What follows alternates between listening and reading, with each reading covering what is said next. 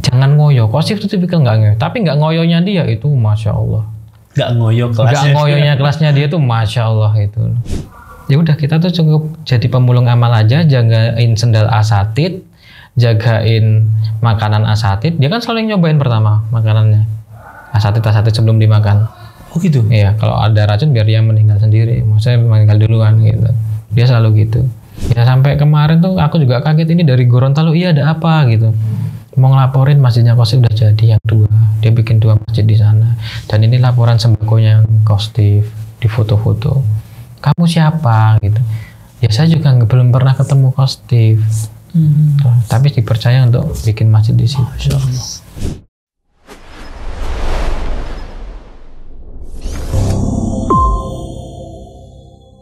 Bismillahirrahmanirrahim. FKM Podcast, hangatkan hati, hangatkan pikiran. Bersama kita Mas Andi Antoni.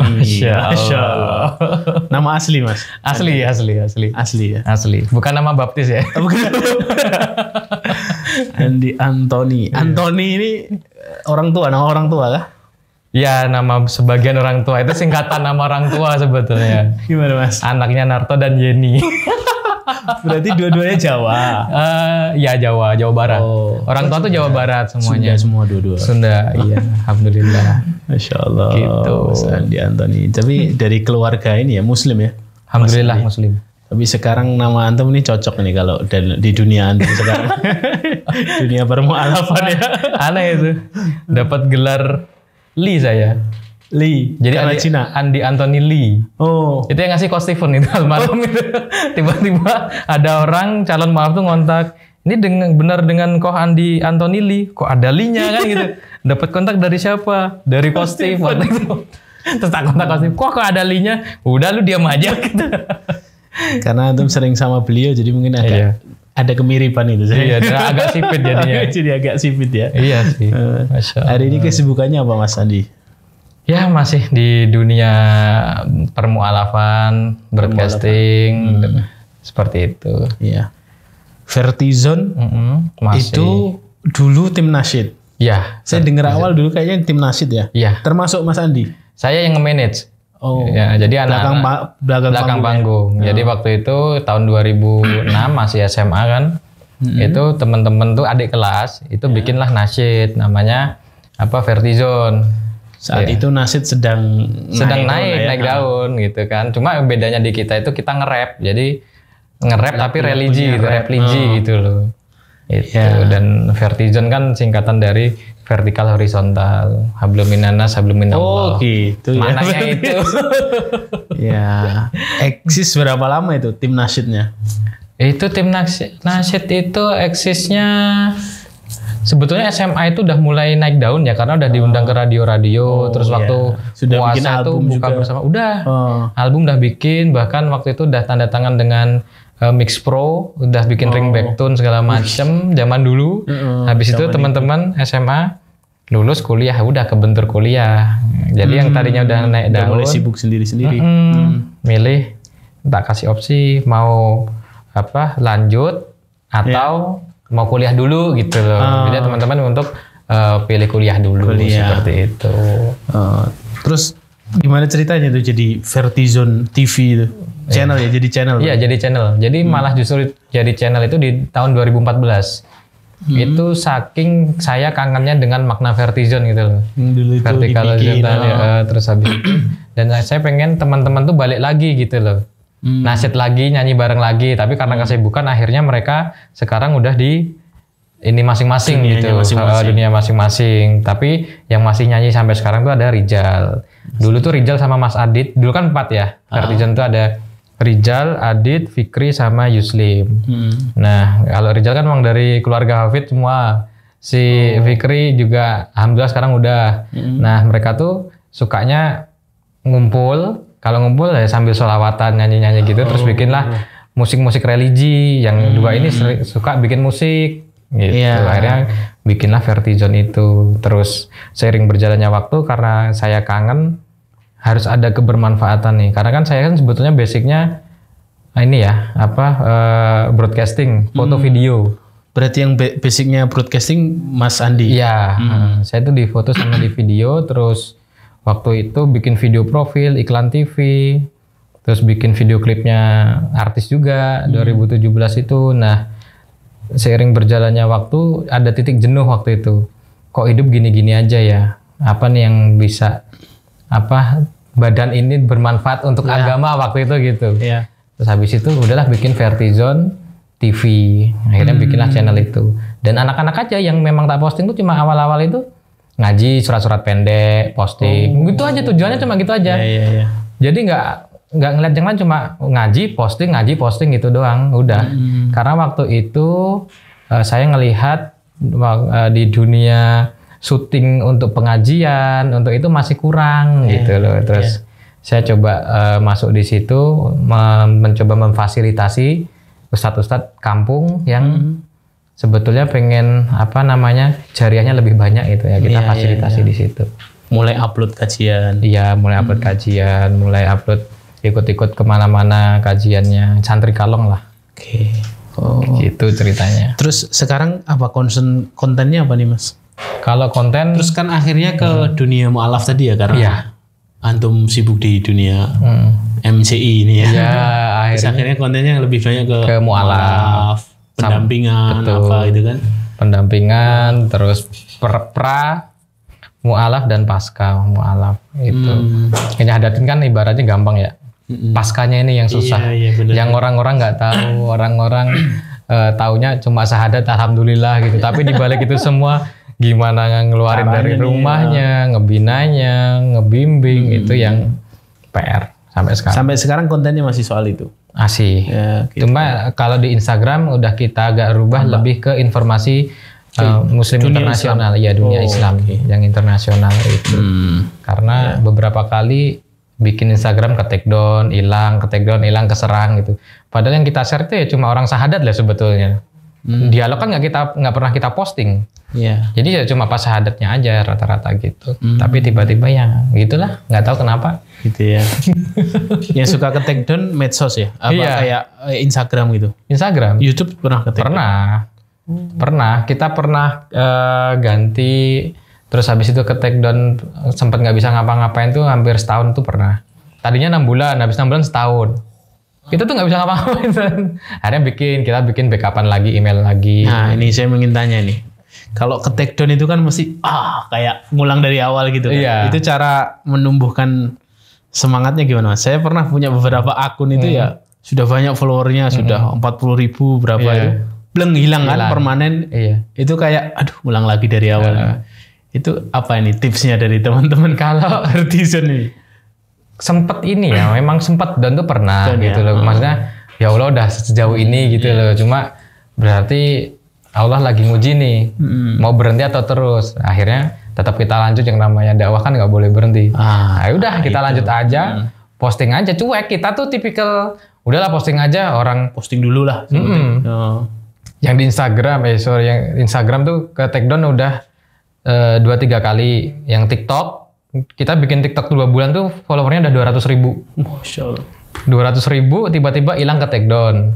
Terus yang kemarin, terakhir nih baru beberapa minggu ya, itu udah 17.000. Udah 17.000 ke take down lagi, ya ini baru bikin baru lagi, sekarang 2.500 baru. Tapi viral videonya alhamdulillah di TikTok itu. Suka viral. Iya, alhamdulillah. FYP. Nggak sengaja FYP.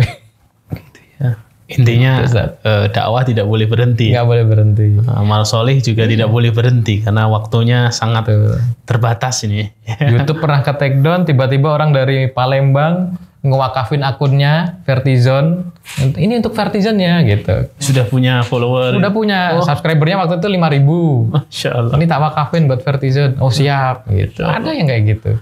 Gitu ya. Jadi Allah datangkan sendiri. Iya. Ya, gitu. Itu karena kaidahnya dakwah itu perintah Allah, Mas. Masya Allah. Karena dakwah itu perintah, berarti fasilitasnya dari Allah, ya kan? Karena kan yang paling enak itu kan diperintah, bukan dibiarin. Kalau dibiarin nggak ada abidinnya, nggak atas biaya dinas. Tapi kalau diperintah kan ada surat tugas, ada uang transport, ada semuanya. Gitu. Rasulullah 40 tahun di Mekah. Tahu lihat kejahilian, Rasulullah diem aja karena belum diperintah. Masya Allah. Setelah 40 tahun kum fa'anzir kan. Bangun dan berilah peringatan, baru Rasulullah jalan. Nah, itu menunjukkan bahwa ya selama kita menjadikan dakwah itu taat sama perintah Allah, pasti nanti kekuatan itu didatangkan sama Allah. Keyakinan kami juga begitu, Mas. Masya Allah. Ya, selama kita masih dikasih amanah dakwah, ya jalan karena kamu masih ditunjuk. Sampai kapan? Sampai Allah menghentikanmu. Iya. Jadi kalau sudah kita diminta berhenti, berarti sudah ada, Allah sudah nyiapin orang lain gitu. Allah. Gitu kan. Ya, itulah. Memang seninya dakwah di situ. Ya, memastikan, menjaga dan menata niat kita ini jangan sampai kemudian kita berubah dari niat awal, bahwa dakwah ini ya taat sama perintah Allah. Iya, betul. Begitu. Kalau teman-teman tuh sering saling nasihati waktu nongkrong, waktu makan di mana gitu, cuma kalimatnya sederhana tapi bikin nangis gitu. Sejolali ya, lurus ke bismillahmu. Udah gitu doang. Iya. Udah gitu toh. Itu yang bikin ingat lagi gitu. Bener. Dan itu yang menguatkan. Iya. Karena jalan dakwah ini memang sulit, Mas. Masya Allah. Ya kan? Sulit. Atau mungkin lebih banyak ceritanya ya. Ya, karena kalau jalan dakwah itu saya masih ingat perkataannya Buya Muhammad Nasir itu dalam satu tulisannya. Jalan dakwah ini kalau mudah, mulus-mulus saja, kamu perlu curiga. Karena jangan-jangan ini bukan jalan dakwah, ini jalan setan. Allah. Karena jalan dakwah itu dibenci setan. Allah. Mesti banyak musuhnya gitu. Betul. Kalau santai-santai aja, jangan-jangan kita di jalan yang salah gitu. Betul. Gitu. Jadi alhamdulillah kita pokoknya jalan lurusin niat aja yang penting. Insya Allah nanti ya, fasilitasnya datang sendiri kan gitu. Iya. Oke, Mas, lanjut cerita ini. Mas Andi ini kan identik dengan Koh Steven, ya Allah yarham ya. Allah. Itu gimana awal ketemunya gimana, Mas? Awal ketemu itu ya awal di tahun 2013 atau 14. Waktu itu baru berdiri Mualaf Center Yogyakarta. Ya. Dan saya waktu itu masih aktif di Teras Dakwah. Waktu itu bantuin ini dokumentasi, bikin video segala macem. Nah, pas ada di situ ternyata tiba-tiba kok ada acara Mualaf Center Indonesia gitu kan. Nah, pas ada Mualaf Center Indonesia, saya datang ke situ, saya ngeliat kok ini dakwahnya unik nih. Lintas akidah. Jarang bikin apa namanya?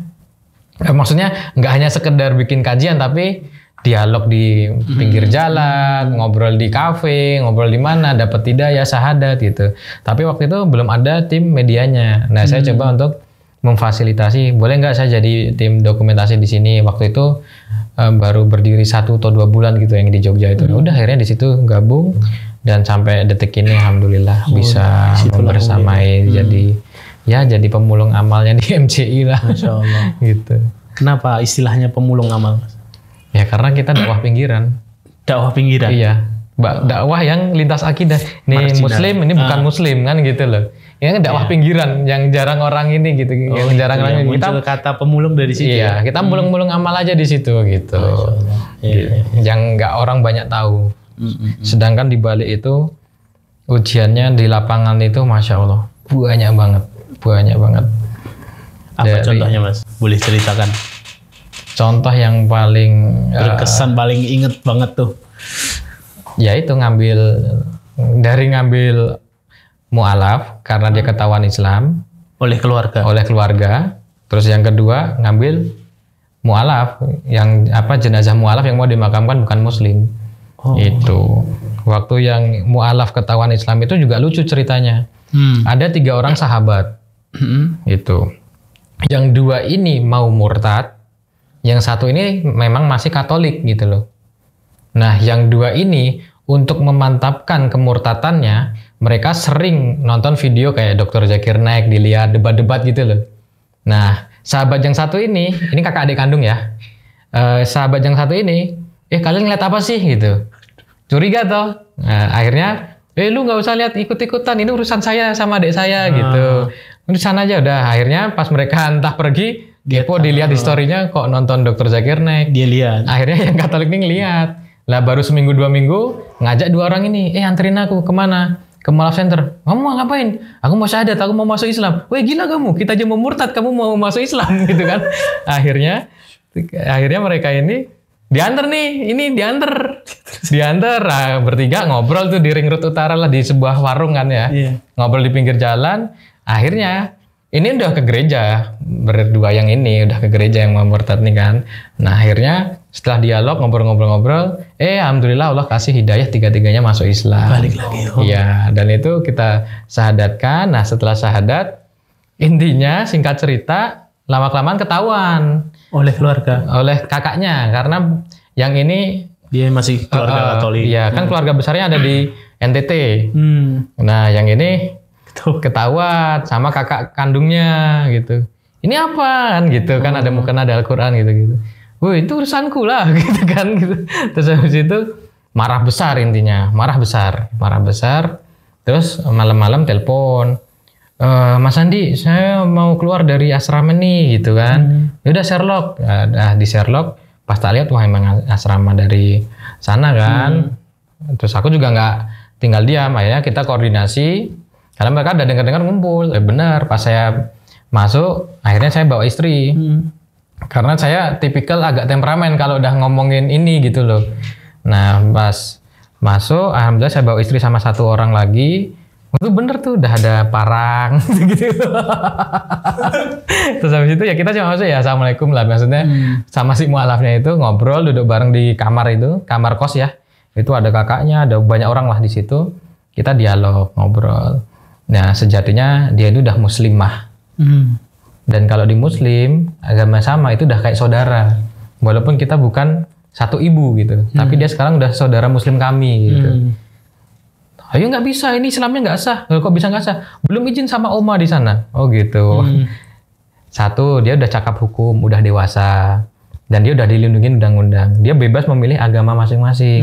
Kalaupun detik ini dia mau pindah ke agama sebelumnya, ya kami mohon maaf, kami pamit. Tapi kalau dia tetap mempertahankan agama Islamnya dan dia mau ikut dengan kami, walaupun nama kami tinggal, maksudnya sampai rumah cuma tinggal nama, kami pun siap kok malam ini di sini. Gitu. Jadi kita pakai kalimatnya halus gitu kan.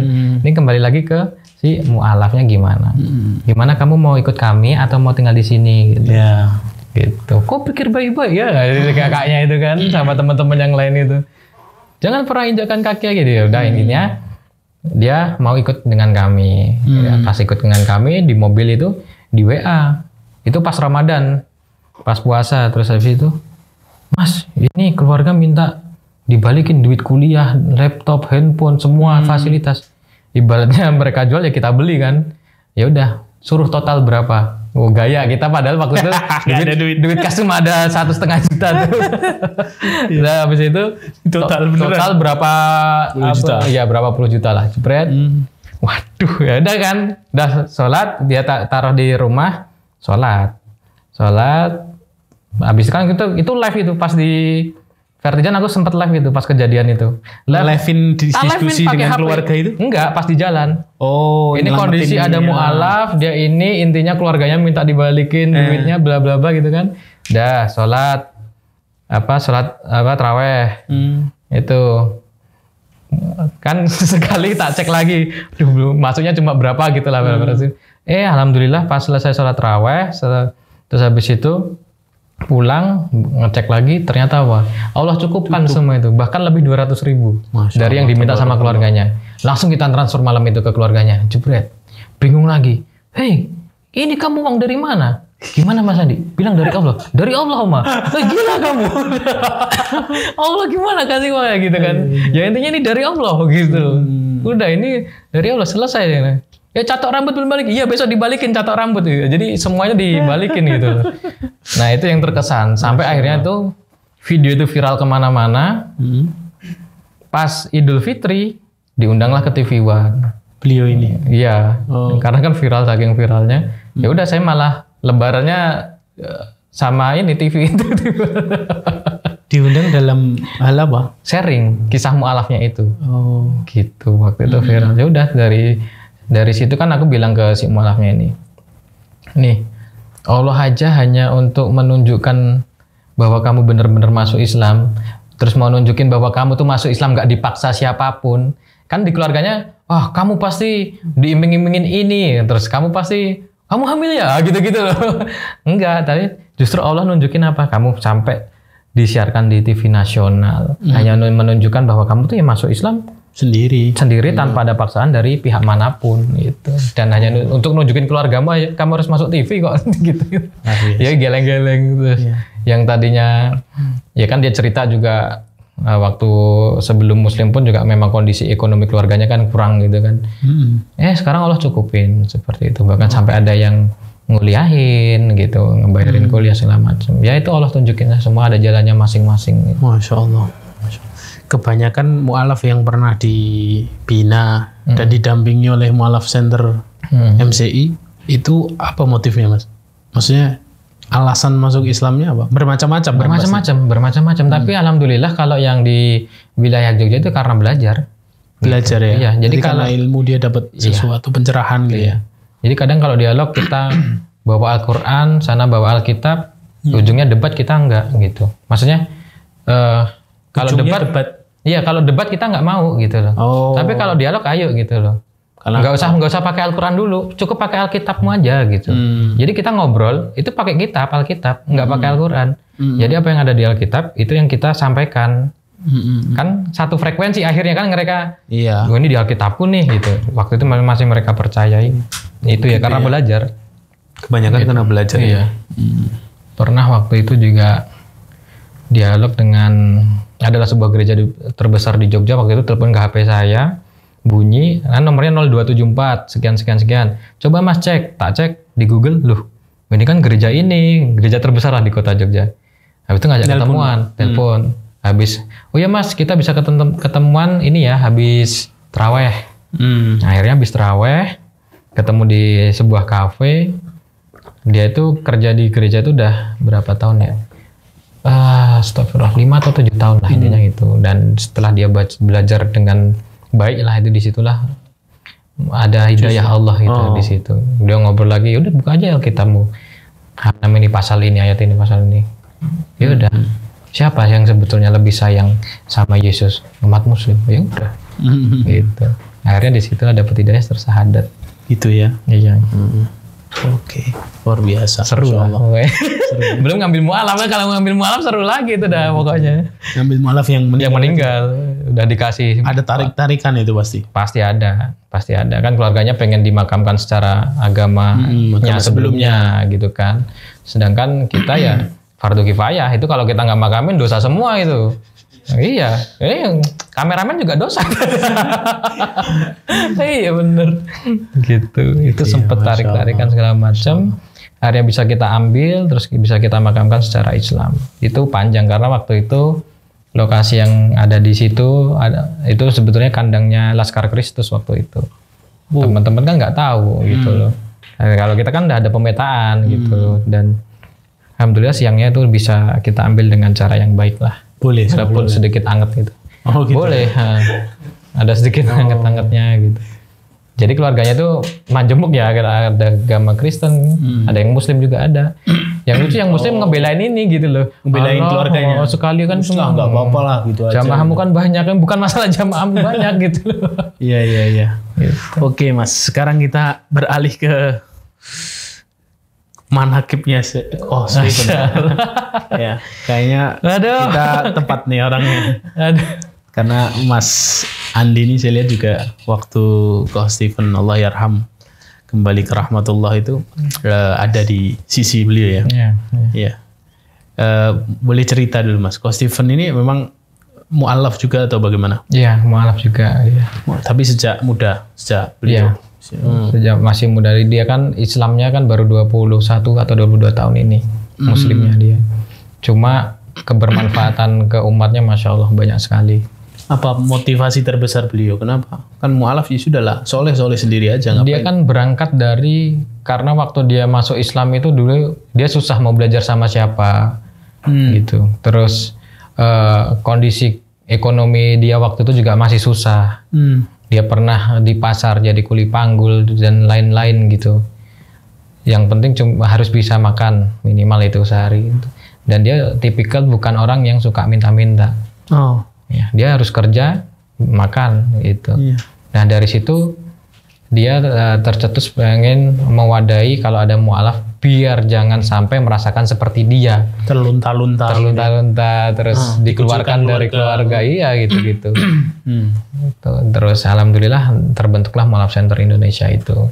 Sampai sekarang itu. Awal mulanya di Jakarta atau di mana? Iya, di Jakarta.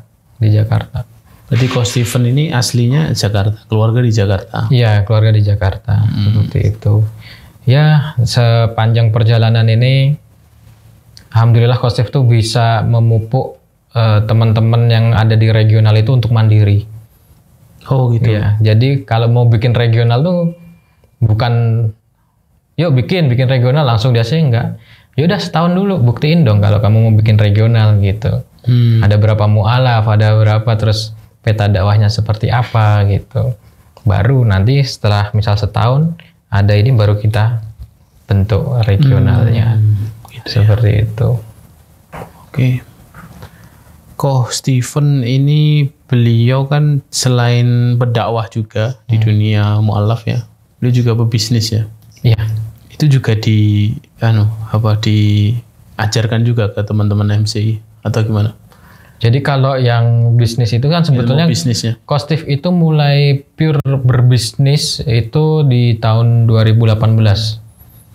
Itu awal mula. Karena waktu itu pernah pas mau resign dari kerjaannya kan bilang, lu enak ya kemana-mana tinggal pergi aja gitu. Ke Lombok kayak misal langsung berangkat. Gua harus bikin izin gitu-gitu. Cuti dulu. Nah tiba-tiba akhir tahun 2018 kalau nggak salah itu bikinlah itu cafe itu Cogger Cafe namanya kopi. Nah, basicnya apa sih beliau? Dia itu orang riset sebetulnya basicnya. Orang riset ya? Iya, orang riset. Jadi dia perusahaan riset yang misal nih kalau ada perusahaan kayak anggap aja Samsung misal gitu kan mau masarin ke Indonesia dia yang riset dulu ya, terus kayak pangsa pasarnya mobil expander gitu-gitu dia yang riset. Oh ini laku keras di sini, motor Beat nih laku di sini gitu-gitu. Dia bagian ngerisetin itu. Ilmu itu digunakan beliau ya di dunia bisnis wirausahanya dan di dunia dakwah mualafnya. Apa Mas yang bisa yang berkesan dari ilmunya beliau dalam Coach Steve tuh kalau aku ngeliat Cogger itu kafenya itu tuh lucunya nyarinya tempat yang sepi malah. Yang sepi kafe. Yang sepi nggak ada apa-apa. Contoh kayak waktu itu di Cogger Maguwo di Stadion Jogja tuh. Itu ke timur kan dulu nggak ada apa-apa, cuma ada satu warung sate doang tuh pun kecil gitu loh. Nah di sampingnya itu dia bikin Cogger Maguwo di situ. Sekarang bisa dilihat kanan kirinya udah rame sekali. Dia tuh berhasil menciptakan ini apa namanya, menciptakan pasar sendiri gitu. Sama. Mungkin itu juga based on riset itu Mas. Betul. Ya pasti nggak asal-asalan juga. Iya. Bakal rame ini. Kita bukan orang riset lihatnya kan kenapa dia jualan di sini gitu ya. Aku juga pas pertama datang, wah sepi kok sini nggak ada yang lewat gitu. Udahlah diem aja besok gitu. Bener sekarang rame kanan kiri udah tumbuh dari cuci mobil, bakso apapun itu ada di situ di sepanjang jalan itu. Sampai yang ada di Kalibungu juga sama. Notabene kan kalau orang bisnis ayo ke Semarang gitu kan deket tuh. Enggak dia malah menjauh ke Kalibungu di Kalibungu semua perbatasan Kendal sama ini gitu. Aduh Kalibungu aku juga denger mana. Iya. Oh ternyata sekarang ramenya Masya Allah. Semua kafenya namanya Cogger ya? Cogger. Itu dari usaha awalnya ketika beliau setelah resign. Iya. Cogger itu kan kalau Coach Steve bilang tuh Cogger itu dari kata cook sama gear. Cook itu kan tengahnya jam. Terus gear itu penggerak. Nah dia tuh pengen menjadi penggerak peradaban gitu. Masya Allah. Itu Cogger tuh itu. Ada berapa banyak nih Mas? Terakhir kemarin kayaknya buka lagi ya? Iya itu baru buka di Surabaya itu juga. Cogger Surabaya itu. Buka terus kemudian beliau pulang ya? Iya. Itu. Ada berapa banyak Cogger Mas? Saya lupa itu. Sekarang ada berapa ya? Banyak sih. Itu modelnya apa? Kayak franchise gitu? Franchise dan bayar seikhlasnya. Bayar seikhlasnya itu pembeli? Investor. Misal investornya. Misal Ustadz invest ke Cogger. Mau bikin Cogger gitu kan. Terus habis itu udah berjalan. Ada keuntungan di situ. Nah, mau ngasih ke sini berapapun diterima. Oh gitu. Iya. Seikhlasnya aja, bayar jasanya aja gitu. Sama kopinya kan juga ngopi sepuasnya bayar seikhlasnya kan gitu. Gitu juga untuk si customer-nya, untuk pembelinya. Iya. Oh. Jadi yang dibayar bukan ininya ya. Yang dibayar tuh jasanya gitu loh. Jasanya. Jasa bikinin kopinya gitu-gitu loh. Maksudnya yang seikhlasnya ya, untuk ngebayar seikhlasnya tuh si jasanya itu. Oh, gitu. Oke. Kopinya juga gratis. Kopinya gratis tapi bisa bayar balik seperti itu. Bisa sustainable. Ya kembali lagi orang riset kan. Orang riset. Ternyata jalan ya. Jalan. Ada sejarah yang tutup gitu, ada nggak? Oh kalau tutup banyak.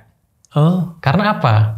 Karena gini, rata-rata tuh bukan karena cogernya, tapi lebih ke misal Ustadz gabung sama temennya. Nah saat ada keuntungan mereka rame, jebret-jebret bubar sendiri. Padahal di sini running ibaratnya gitu loh. Bubar bikin sendiri, ya bukan coger gitu ya. Maksudnya kayak gitu. Tapi ala kuliah jalan kan dia. Iya. Gitu ya, Masya Allah. Nah, kemudian kita dengar dapat kabar di televisi dia, beliau kan dulu pernah hartanya beliau sedekahkan buat COVID, buat apa.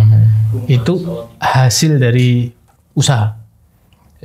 Ya salah satunya pasti ada dari hasil usaha kan. Dan dari kerjaan dia selama ini kan. Karena kan di dunia riset dia kan kerjanya sama orang luar juga gitu. Orang pernah cerita itu memang dulu tahun 2000 berapa itu udah gaji pokoknya itu udah 57 juta. Itu belum sama bonus-bonus lainnya. Segitu makanya. Itu dan wajar. Akhirnya gimana itu? Kan orang enggak masuk akal itu ya. Maksudnya semua orang mencoba menyimpan, menjaga dengan baik hartanya kan di saat-saat sulit 2 tahun itu kan. Itu yang ada di pikirannya beliau itu gimana ya antum sebagai sahabat dekatnya? Ya dia cuma bilang yang ngembaliin harta yang dipinjemin sama Allah aja. Itu kan harta kan titipannya Allah. Besok kan bakal dikembaliin. Kembalinya tergantung kita mau ngembaliin dalam kondisi baik atau buruk. Gitu. Kosif selalu bilang, misal lu pinjem motor gua atau HP gua, tiba-tiba lu balikin motornya rusak, HP-nya baret-baret, kacanya pecah. Lu balikin ke gua. Kira-kira aku akan suatu saat akan minjemin lagi nggak barangnya gitu. Mau dirusak barangnya. Nah, tapi kalau barangnya dibalikin dalam keadaan baik, besok minjem lagi dikasih. Malah dicuci, dirapiin motornya atau apa kan seneng kan gitu. Sama juga saat Allah nitipin ke kita, pas kita balikin dengan cara yang baik, Allah seneng nggak? Gitu. Ya pasti seneng lah Allah. Itu ya konsepnya ya ternyata ya. Dan nggak ada sejarahnya orang sedekah itu akan disusahkan sama Allah, tuh nggak ada. Buktikan. Ada nggak orang yang sedekah ikhlas lah ya, bukan sedekah karena berharap sesuatu. Itu pasti udah Allah ganti. Akhirnya kan waktu itu terus dia balik ke Pondok Mertua Indah. Maksudnya tinggal ngontrak. Itu rumah yang beliau tinggali? Iya, ngontrak. Bukan rumah aset yang beliau... beliau yang rumah tinggali. Itu dijual. Akhirnya ngontrak sama mertuanya, diajak ngontrak juga. Di Cisitu waktu itu. Masya Allah. Itu. Sampai ngontrak nih. Gue jadi kontraktor dulu bro. Siap kok. Gitu kan. Nah itu waktu itu memang rumahku penuh dengan face shield. Tiba-tiba Kosif pesen berapa ya? 16.000 apa ya? Jadi nggak ada ruangan. Rumahku sampai penuh yang di Jogja itu. Dan itu dikirim ke se-Indonesia. Oh nyetoknya di rumahnya antum? Untuk face shieldnya. Kalau APD itu dari Bandung. Saya cuma face shield doang. Oh gitu. Iya. Dibagi-bagi sama dia scoop-scoopnya gitu kan. Iya. Terus ya udah se-Indonesia. Alhamdulillahnya ya Allah lagi yang gerakin. JNE ngontak. Izin boleh nggak kita partneran, kita kirim gratis se Indonesia. Siap. Langsung kita address. Ini alamat semuanya kita nggak pandang bulu kan. Apapun agamanya kita kirim. Alhamdulillah. Gitu. Kalau di total ongkirnya doang itu hampir tembus 200 juta.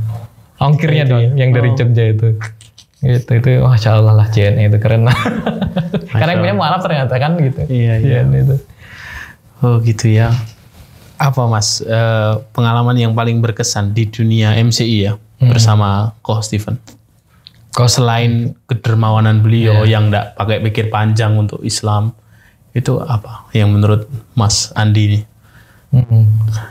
Ya itu pahalanya sih sebetulnya everlasting itu. Pahalanya? Iya. Bayangin ya ngajarin mu'alaf Al-Fatihah doang aja lah ibaratnya. Dipakai terus kan tiap hari. Sampai kita meninggal, sampai dia punya anak, punya cucu, punya keturunan. Jariah ya. Iya. Ada nggak gitu loh. Maksudnya pintu-pintu surga ngajarin seperti itu. Yang dalam arti kita masih nol lah, kita kan fakir ilmu gitu loh. Basic saya itu bukan dari pondok, bukan dari mana-mana, tapi alhamdulillah bisa Allah izinkan setidaknya jadi pintu kebaikan buat orang-orang yang perlu gitu. Tak temukan dengan orang-orang yang baik seperti itu. Jadi kembali lagi kita hanya bisa memfasilitasi. Kalau kita ibaratnya diambil semua itu capek.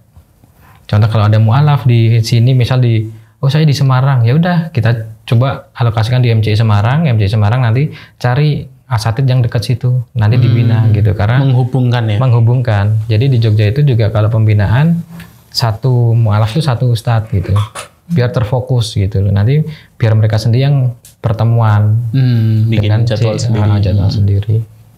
Iya, justru fasilitator itu pahalanya sama bahkan lebih banyak mungkin.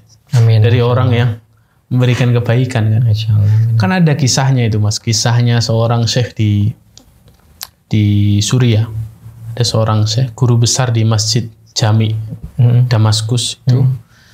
Jadi nama beliau itu, seingat saya namanya Syekh Abdul Aziz Al-Haffar namanya. Haffar itu tukang gali kubur. Allah. Jadi beliau sebelum jadi ulama dulu profesinya tukang gali kubur. Terus kemudian beliau kan tugasnya ya kalau ada pesanan kuburan beliau yang gali, kemudian jenazah datang beliau yang letakkan, memastikan pas di liang lahat itu.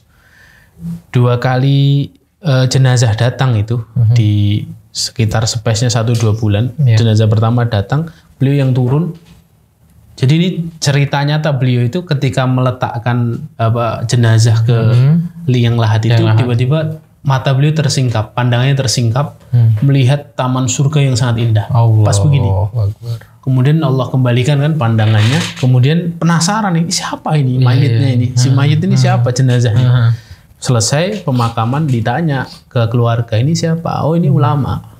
Ini saudara kami ahlul ilmi, dia hari-harinya sibuk ngajar, sibuk menimba ilmu, sibuk sama kitab. Terus dalam hatinya pantaslah ulama kan. Kuburannya sudah kayak taman surga gitu. Lalu selang berapa bulan itu sama datang jenazah lagi, beliau yang gali, beliau yang masukkan. Hal yang sama terjadi. Kemudian dalam hati beliau ini mesti ulama nih. Terus selesai pemakaman tanya ke keluarganya, ini jenazahnya ulama bukan? Loh, ulama bukan. Terus dia siapa? Dia orang biasa, pengusaha. Hari-harinya di toko, hari-harinya kerja, sales dan lain-lain. Terus ada apa emangnya? Terus dia cerita, Syekh Abdul Aziz ini cerita, berapa bulan yang lalu saya mengalami demikian, saya alami lagi di sini pada si jenazah ini. Terus dia tanya, berapa bulan yang lalu yang makamnya itu? Iya. Loh itu adiknya ini kan? Allah. Itu adiknya ini. Itu adiknya ini kakaknya. Adiknya memang ulama, tapi kakaknya bukan ulama.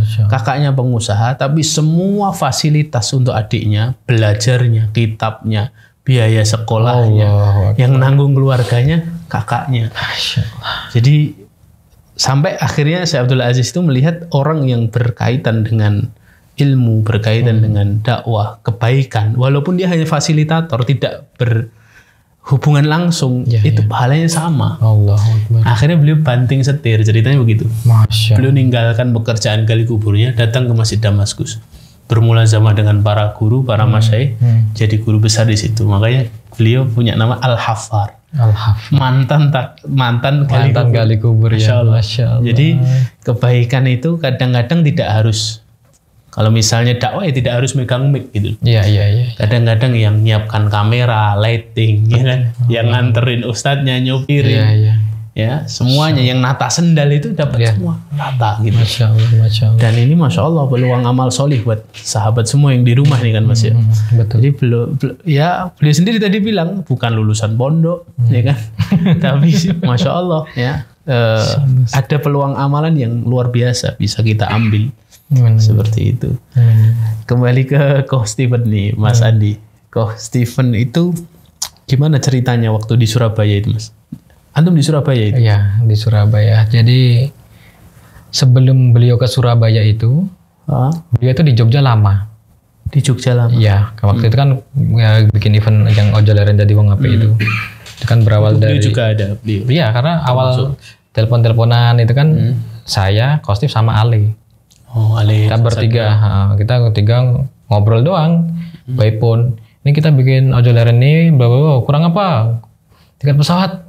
Ntar, koh, gitu kan langsung. Kocif beliin tuh semua tiket. Kamar hotel, ntar. Udah berapa? Kocif yang transfer, beresin, gitu. Dan nggak pakai lama. Orang itu by phone. Ini dah ya. Siap kok. Udah. Terus habis itu datanglah beliau ke Jogja sama keluarganya. Unik nih. Biasanya kan memang ngajak keluarga, tapi ini keluarganya keluarga besar diajak. Gitu. Sebenarnya keluarga besar istri. Dari istrinya. Keluarganya besar. Diajak ke Jogja untuk datang ke acara itu. Setelah acara selesai, itu kan Kosif tiba-tiba gini, kumpulin ya anak-anak MCI Jogja sama Magelang. Mau apa kok? Besok kita ini jalan-jalan. Nggak pernah kan teman-teman seneng-seneng gitu. Kemana? Orang capek kemarin, event kemarin, udahlah biar pada istirahat.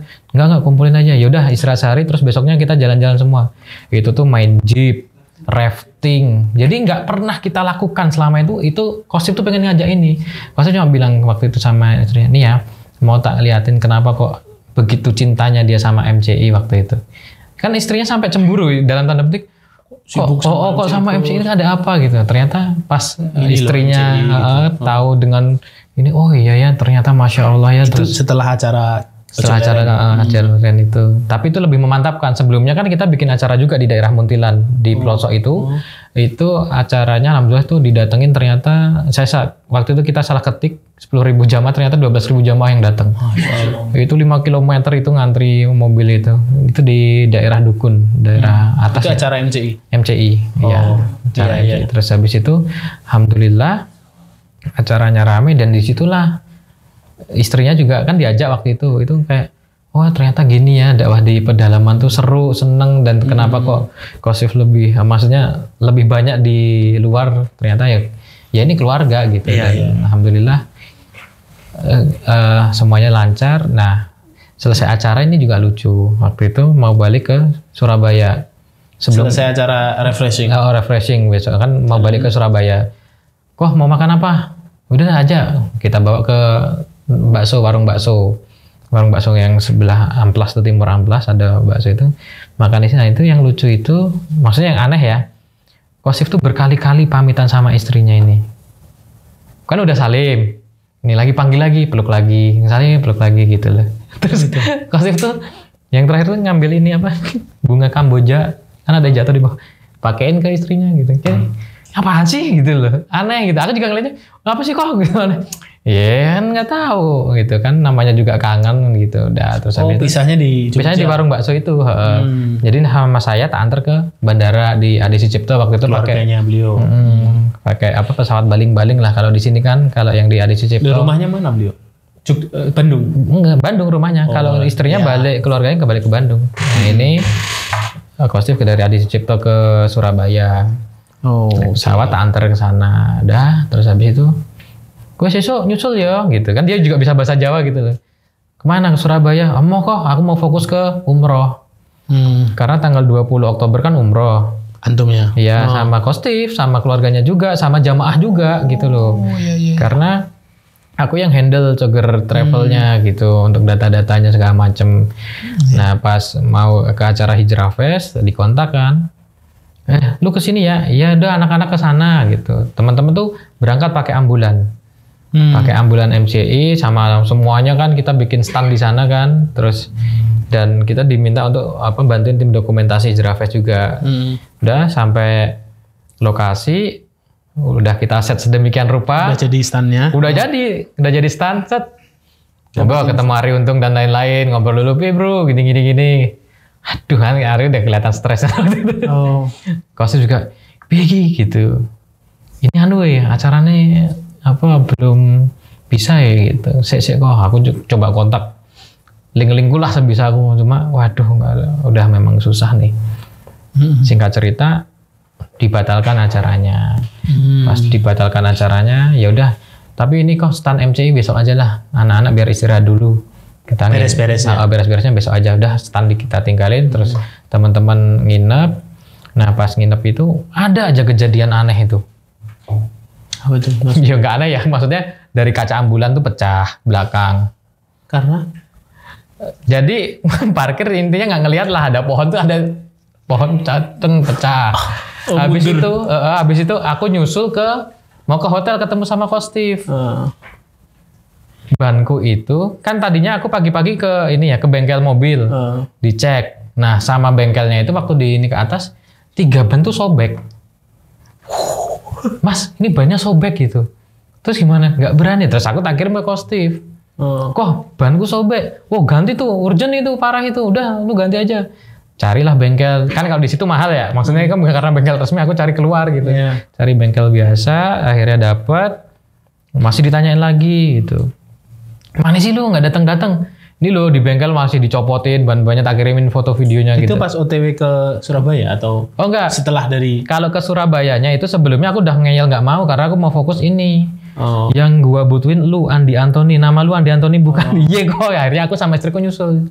Naik mobil yang pecah. Naik mobil, itu yang pecahnya after di Hijrah Fest. Iya, after dari Hijrah Fest mau ketemu Kostif, nyusul ke hotel, lihat. Pecah 3. Sobek 3. Ya, kalau pecah kan berarti lagi jalan. Gitu. Ini enggak, jadi lagi di bengkel dinaikin, sobek gini loh 3. Oh, udah hampir kelihatan nggak bisa dipakai ini. Iya, kelihatan gini melar gini loh, benangnya kelihatan, kawatnya kelihatan, gitu. Terus pas ganti diteleponin terus. Ini loh di sini. Ya udah.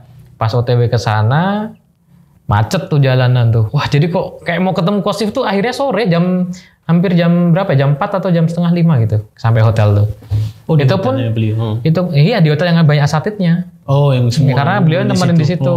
Terus aku di bawah tuh nggak langsung turun. Aku masih ngepastiin hotel di Mekah, di Madinah, ngurus umroh gitu kan. Karena kan 4 hari lagi tuh. Iya. Tanggal 20 itu. Udah habis itu ya Allah. Udah Mi, kan sama istriku. Udah kita naik dulu aja, tutup dulu nih umrohnya. Tutup, kita naik. Terus pas naik di lantai atas tuh di tempat restoran makan ya. Itu Kostif lagi ngomong sama siapa itu waktu itu saya lupa. Terus ya udah saya cuma salaman, saya nunggu di di terasnya itu loh. Apa sih namanya kalau di atas? Lobby apa? Ya intinya di tempat restorannya juga. Di luar sama teman-teman MCI lainnya. Di rooftopnya ketemu ngobrol-ngobrol. Singkat cerita Kostif nyusul di mejaku. Ya duduk ya kayak kelihatan capek itu loh. Pukul 5 sore. Iya. Wah udah makan belum gitu. Gua belum tidur bro gitu. Iyalah kelihatan matamu ya kayak mata panda gitu kan. Terus habis itu ngobrolin umroh. Besok ini tiketnya ini, jalurnya ini, mutawifnya ini gitu-gitu doang. Terus ya itu kalimatnya mulai besok yang nentuin Cogor Travel keputusan semua ada di tangan antum. Nggak mau, kan ada antum. Aku bilang gitu. Aku pusing mikirin mualaf malah ditambahin ini gitu. Ya kan bagi-bagi bro. Semuanya udah ini si Boy udah ditugasin pegang Cogor kafenya, lu yang Cogor Travel gitu. Terus aku cuma diem, aku nggak yang gimana-gimana gitu. Udahlah ini bahas aja ini besok gimana. Nggak ada firasat apa ya. Mulai dia pegang-pegang gini. Pegang-pegang jantung kenapa? Akhirnya asam lambung toh. Asam lambung pokok. Emang ngeluh? Aku kan memang ada asam lambung. Emang ngeluh? Enggak lah. Terus istriku juga, yuk kok ke rumah sakit yuk. Enggak gitu. Nggak tahu kalau si Kostif tuh punya jantung tuh nggak tahu. Saya tuh nggak tahu gitu. Taunya pas pemakaman. Ternyata dia punya riwayat jantung. Habis itu sempat sama istriku dikasih obat Proma. Minta hotel kan. Ada obat asam lambung nggak gitu. Sama dia pas dikasih tuh kayak obat jantungnya. Terus diminum sama dia. Terus habis itu udah kelihatan kayak segeran gitu. Yuk turun kita cari makan. Dia udah sempat share ini juga. Nih makan di sini nanti malam sama anak-anak MCI ya. Oke kok. Nah pas turun ternyata masuk kamar yang di situ ada teman-teman Hijrah Fest. Ada berapa orang ya? 5 atau 4 orang ngobrol lagi di dalam itu dan itu full makanan semua ada dari sate, tongseng, gulai, udang, seafood. Kamar hotel yang tadinya itu disajikan buat para asatid di Hijrah Fest. Udah selesai makan karena nggak jadi dimasukin di kamar itu udah itu full makanan dicuapin, wah enak di gitu. Terus Mandana bilang itu tuh kok gulainya enak empuk tuh, gigi antum kan ini yang empuk-empuk. Akhirnya gulainya, oh iya enak, makan dia. Di lu nggak makan gitu. Itu aja kan nggak ada centang tuh, pakai ini dia pakai apa? Ya ini apa namanya? Ini yang untuk air ini ya. Air ini tatakan, nah itu diambil buat ini.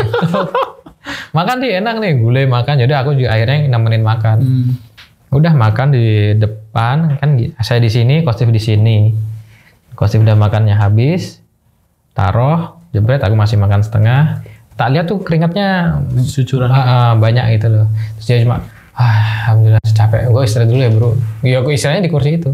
Udah tidur ini, mulailah dia ngorok. Ngoroknya tuh aneh gitu loh. Loh kok gini, matanya terus kemana-mana gitu. Aku tak taruh, aku duduk di sampingnya, tak tepuk-tepuk ininya. Apa ya, jantungnya tuh kok gitu. Itu sempat bangun, kenapa gue bro? Minum dulu. Istri ngasih minum, sempat minum tuh.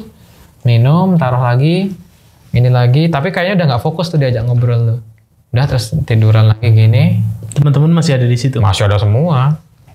Panik juga semuanya. 6 bulan gitu kan. Terus udah habis itu yang kedua udah mulai les gitu, dan itu udah ngompol, saya tak lihat udah pipis ya. Udah. Tapi waktu itu aku udah ini masih ada lah, bismillah masih ada. Terus Marendra juga ngeceknya masih ada. Udah kita bawa langsung ke rumah sakit. Gotong pakai turun lift langsung, nggak tahu itu mobil siapa ya, si Fulan yang semoga kebaikannya dibalas sama Allah. Kita nggak kenal sama orang itu, tapi waktu itu istriku nyetop mobil orang tamu hotel itu, di stop. Bapak minta tolong Pak, saya mau ke rumah sakit ngantar teman saya, tapi saya bukan orang sini, yang nyetir suami saya. Nah, tapi nanti mobilnya gimana? Udah ada orang hotel nih, orang hotel sini masuk mobil. Saya nyetir, Kostif di tengah itu sama teman-teman. Ya udah sampai rumah sakit, sempat ngantri kan satu mobil, itu sempat rebutan. Saya cuma bilang ke perawatnya, minta tolong dicek sahabat saya masih ada nafasnya enggak. Langsung tuh ini dulu. Kostif diduluin, set masuk. Udah langsung di pacu jantung gitu. Itu. Ya udah dari situ udah nggak ada lah intinya. Maksudnya ini Kostif udah, waktu itu saya nggak percaya, tetap saya masih marah waktu itu. Karena kan saya dipanggil ke ruangan, Mas, Bapak ini Bapak Indra Wibowo sudah nggak ada, sudah kita coba semaksimal mungkin dan nampaknya sepertinya sebelum kesini udah nggak ada gitu. Nggak mungkin, aku langsung tarik balik lagi, udah dilepasin oksigennya, tak suruh pasang lagi oksigennya, pasang lagi oksigennya, masih tak gini terus, bangun kok, ya itu. Ya Allah. Dulu kalau kemana-mana selalu ngasih wasiat, kalau misal ke tempat bencana, ke tempat mana, besok gue kalau meninggal, lu yang mandiin sama teman-teman MCI, sama yang makamin.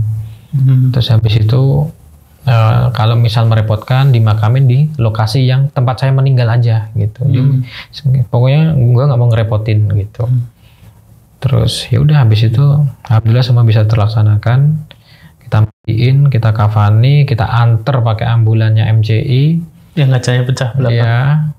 Oh enggak, yang itu pakai MCI Magelang. Beda yang MCI Magelang yang warna hitam. MCI yang ini. Iya. Yang pakai ini yang pecah kaca ini. Iya, ini yang pecah kaca. Akhirnya kita pakai yang Luxio yang MCI Magelang. Langsung kita anter. Qadarullah di KM 112 itu mesin pecah. Mesinnya lubang. Mesinnya udah nggak jalan. Akhirnya kita oper pakai ambulan MCI Jawa Barat. Langsung calling, datang. Setelah kejadian itu baru ingat, iya ya KM 112 ya, surat 112 ya, Al-Ikhlas ya. Kalau saya cuma mau bilangin udahlah ikhlasin aja bro. Masya Allah. Ikhlas itu. Terus habis itu udah kita makamin. Wah itu sempet panik juga itu pas pemakaman. Kenapa Mas? Jadi kan ada saudaranya namanya Udadeki, itu salah telepon. Kita kan cari pemakaman susah sampai jam 12:30 malam. Nah, akhirnya intinya dapet lah jam 1 tuh dapet. Nah Udadeki tuh salah ngasih info ke Liang Lahat. Ukuran berapa? 170. Sedangkan Kostif tingginya 191. Wah ini dimakamin dia nggak mau masuk, ini fitnah, ini jadi fitnah nih di luar nih. Iya. Wah aku cuma berdoa sama udah deh juga berdoa, harus udah ini kira Allah cukupkan. Allah Tuhan ya. Masuk gitu di panjangnya segitu. Berapa senti coba selisihnya? Terus dia bisa masuk. Pas awal tuh kaki udah kelihatan. Maksudnya pas miring nih masih ada di sini. Gitu. Itu yang deg-degan orang yang tahu aja. Yang tahu aja, yang tahu cuma udah Deki waktu itu. Iya. Mas Andi. Enggak, aku ngasih taunya terakhir habis dimakamin itu. Wah, parah ini udah nih. Alhamdulillah masuk. Alhamdulillah. Lancar ya pemakaman. Lancar. Banyak yang datang, Mas. Banyak sekali. Masya Allah. Dan itu pun 2 kali, kan kita sebelum pemakaman kita sholatin di masjid dulu.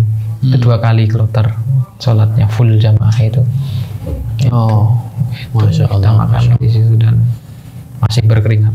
Ya. Kepalanya. Ada tanda husnul khotimah di situ.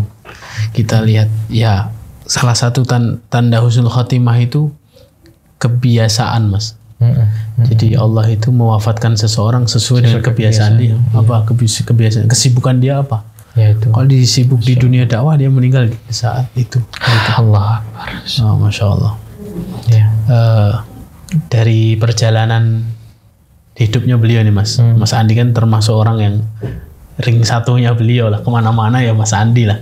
Dan mungkin beberapa teman yang lain. Apa Mas pesan yang bisa disampaikan ke teman-teman agar kita bisa mengambil ibroh dan pelajaran terbaik nih soal orang solih yang kita semuanya ya melihat kebaikan beliau, mungkin yang belum kenal tahu kebaikannya setelah beliau meninggal. Iya, gitu. Kebanyakan seperti itu. Apa Mas pesan yang bisa disampaikan mungkin terakhir? Beliau tuh selalu ini sih ngingetin aja. Kita tuh dakwah pinggiran dah gitu. Kita tuh dakwah pinggiran. Kita mana jangan pernah muncul, nggak usah muncul gitu loh. Cukup kita dan Allah aja yang tahu perjuangan ini. Dan kalaupun kita bisa ngebantu orang lain, bantu sebisa kita. Jangan ngoyo. Kosif itu tipikal nggak ngoyo, tapi nggak ngoyonya dia itu masya Allah. Nggak ngoyo kelasnya. Nggak ngoyonya kelasnya dia tuh masya Allah itu. Sampai sekarang. Jangan ngoyo itu maksudnya mohon maaf sesuai kemampuanmu aja gitu. Iya. Tapi versinya dia yaitu jor-joran. Habisin nih sampai habis sampai nggak mampu. Iya. Itu. Terus ya udah kita tuh cukup jadi pemulung amal aja, jagain sendal asatid, jagain makanan asatid. Dia kan selalu nyobain pertama makanannya asatid sebelum dimakan. Oh gitu. Iya, kalau ada racun biar dia meninggal sendiri, maksudnya meninggal duluan gitu. Dia selalu gitu. Dan ya udah nggak usah muncul, dia selalu kemana-mana. Biar Allah aja yang lihat. Iya. Kemana-mana, ngebayarin kemana-mana, apapun itu. Masya Allah. Itu kostif tuh ya Allah. Ya sampai kemarin tuh aku juga kaget, ini dari Gorontalo, iya ada apa gitu. Mau ngelaporin masjidnya Kostif udah jadi yang 2. Dia bikin 2 masjid di sana. Dan ini laporan sembakonya yang Kostif, di foto-foto. Kamu siapa gitu? Ya saya juga belum pernah ketemu Kostif. Tapi dipercaya untuk bikin masjid di situ. Masya Allah. Ya kayak gitu. Ketahuan setelah beliau meninggal. Iya. Dan kemarin juga ada orang ngewakafin bikin masjid di Salatiga namanya Masjid Kostifan. Di atas nama kan gitu. Dan belum lagi nih umroh. Jadi cerita ke umroh yang tadi balik setelah lagi 4 hari itu. Umrohnya tiba-tiba diundur 2 hari. Tidak ada penerbangan di tanggal 20. Di sisi lain saya bersyukur bisa istirahat 1 hari. Di sisi lain tombok. Dalam arti gini, karena namanya reschedule kita harus reorder. Semua hotel penuh tiba-tiba. Nggak bisa di booking lagi di tanggal tersebut karena penuh. Karena memang jam-jam high session di sana, Mekah Madinah. Aku minta sampai ke 7 temen tak mintain tolong untuk cari hotel di sana. Bingung pihak hotelnya. Ini siapa? Kok Coger Travel selalu nanya ini sampai 7 orang berbeda yang nanyain. Steven Indra Wibowo, ini jamaahnya Steven Indra Wibowo. Hah, Steven Indra Wibowo? Iya. Yang viral di Al Jazeera, itu viral kan videonya di Al Jazeera. Iya, wait, manajemennya suruh nunggu. Dapat dong dua-duanya di Madinah sama di Mekah sesuai keinginan Kostif. Hotelnya. Belum lagi penjual-penjual yang di bawah sana juga kenal. Tak kasih tahu ini Steven, hey my boss, di mana dia? Mana orangnya? Tak ceritain meninggal. Udah dia cuma duduk, sedih. Ya udah gitu dong. Dia kalau belanja nggak pernah nawar lah. Gitu ya. Itu Masya Allah. Masya Allah. Jadi kita belajar banyak ya Mas ya. Belajar keikhlasan dalam beramal. Khumul, tidak mau terlihat. Biar Allah saja yang nilai. Amalan rahasia. Ya. Betul. Yang keluar setelah beliau tidak ada kan. Iya.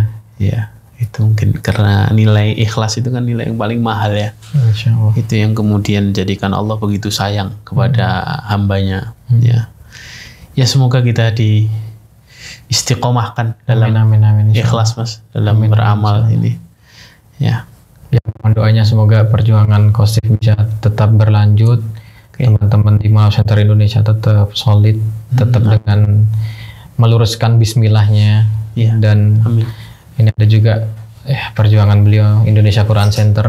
Saya semoga bisa terrealisasi dengan cepat insya Allah. Ya, nanti program-program MCI dan MCI ya? Ya. Bisa dilihat di mana mas? Kalau program-program MCI bisa dilihat di Instagram mualaf.center.indonesia, Mualaf Center Indonesia, atau yang di Jogja ya @MCI Jogja.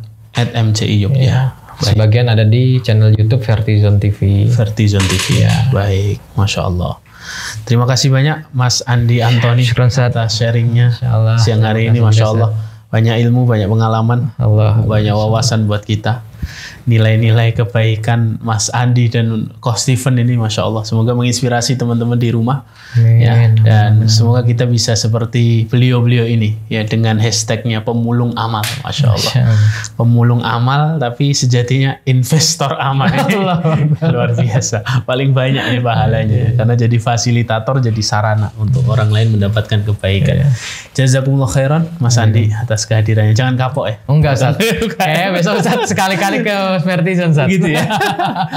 Iya, insyaallah saling kita sinergi insyaallah dalam dakwah dan dalam kebaikan. Terima kasih banyak sekali lagi Mas Andi dan tim sudah berkenan datang ke FKM Podcast. Barakallahu fikum. Assalamualaikum warahmatullahi wabarakatuh. Waalaikumsalam warahmatullahi wabarakatuh. Insyaallah.